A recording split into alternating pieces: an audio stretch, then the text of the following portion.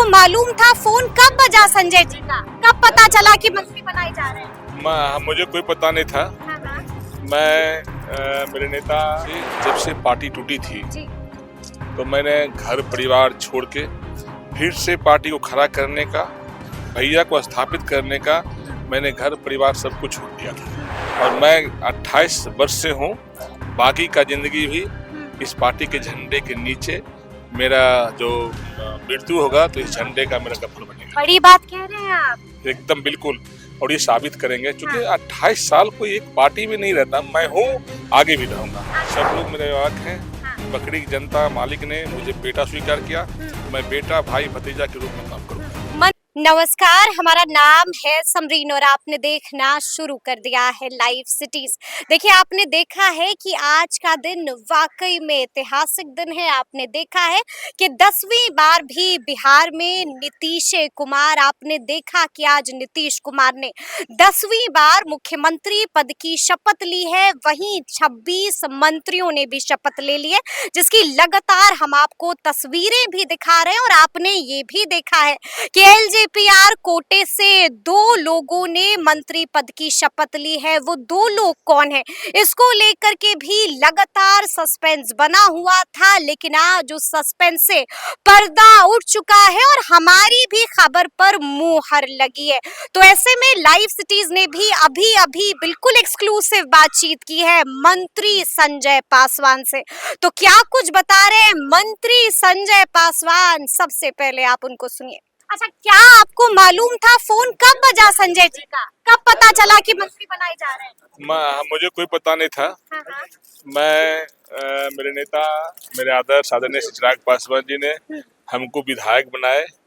मैं उसमें खुश था, लेकिन भैया ने बड़ी जिम्मेवारी दी, आश्चर्यजनक। मतलब ये हमारे लिए था। और मैं खुश हूँ। अपने नेता आदरणीय चिराग पासवान जी को बहुत बहुत बधाई देता हूँ, आभार प्रकट करता हूँ। भावुक भी नजर आ रहे हैं संजय जी। इसलिए कि मैं 28 साल से एक परिवार, एक झंडा, एक छत के नीचे काम किया हूँ। वो मेरे भाई के समान है, उन्होंने मुझे भाई माना है। मैं जो भरोसा उन्होंने मुझ पर किया, मैं उस पर खड़े उतरूंगा। क्या लगता है चिराग पासवान ने आप पर भरोसा क्यों किया? कोई 3 कारण बताइए। क्या लगता है क्यों भरोसा किया? पहले तो मैं बहुत लंबे समय से अपने व्यवहार से, अपने कर्म से मैं नेता के साथ पूरी निष्ठा के साथ रहा। इसमें कोई शक नहीं। जब से पार्टी टूटी थी जी। तो मैंने घर परिवार छोड़ के फिर से पार्टी को खड़ा करने का, भैया को स्थापित करने का मैंने घर परिवार सब कुछ छोड़ दिया था। तो उन्होंने मुझ पर भरोसा किया, भाई समझा, मुझे इतना बड़ा सम्मान दिया। मैं शुक्रगुजार हूं। भावुक हो रहे हैं। आंखें नम हो रही हैं। स्वाभाविक है। एक साधारण कार्यकर्ता के लिए, गरीब कार्यकर्ता के लिए इतनी बड़ी बात उन्होंने जो दिया, वो मेरे जीवन के लिए बहुत बहुमूल्य चीज है। और मैं 28 वर्ष से हूँ, बाकी का जिंदगी भी इस पार्टी के झंडे के नीचे। मेरा जो मृत्यु होगा तो इस झंडे का मेरा कफन बनेगा। बड़ी बात कह रहे हैं आप। एकदम बिल्कुल। और ये साबित करेंगे, क्योंकि 28 साल कोई एक पार्टी में नहीं रहता। मैं हूँ, आगे भी रहूंगा। पूरा परिवार, मेरे बच्चे भी। आपके बच्चे भी? मेरे बच्चे भी। अच्छा, एक बात बताइए, चिराग पासवान लगातार बिहार फर्स्ट, बिहारी फर्स्ट की बात करते हैं, इसी झंडे को आगे बुलंद रखना है। बिल्कुल, हमारे नेता का विजन है। श्रद्धेय रामविलास पासवान जी जो हमारे नेता थे, उनका विजन था। उनके सामने में एक बिहार फर्स्ट, बिहारी फर्स्ट का निर्माण हुआ था, और मेरे नेता ने उसको बिल्कुल साबित करने का काम किया। हम आगे बढ़ाएंगे Bihar first, Bihari first vision को हम लोग सरकार में भी उतारेंगे और उसी के तहत काम करेंगे। अच्छा, लेकिन लगातार हमारे पास भी सूचनाएं आ रही थी, राजू तिवारी जी का भी नाम चल रहा था। तो अंतिम में ऐसा क्या हुआ कि फैसले को बदलना पड़ा? मैं उस पर कोई टिप्पणी नहीं करना चाहता हूँ, क्योंकि समाचार आप लोग चला रहे थे, हमसे आप सवाल भी कर रहे थे। मैं बता रहा था कि मुझे कोई जानकारी नहीं। आज तक आपने मुझसे पूछा, मुझे हकीकत में कोई जानकारी नहीं थी कि मैं मंत्री बनने वाला हूँ। आपसे हमारी बात हुई, मैंने स्पष्ट कहा कि मुझे कोई कॉल नहीं आया है। जी। लेकिन अचानक से मुझे पता चला। 1 घंटे बाद कॉल आया उसके? मैं तो आधा घंटा पहले जाना। आधा घंटा पहले पता चला कि आप मंत्री बनेंगे? जी।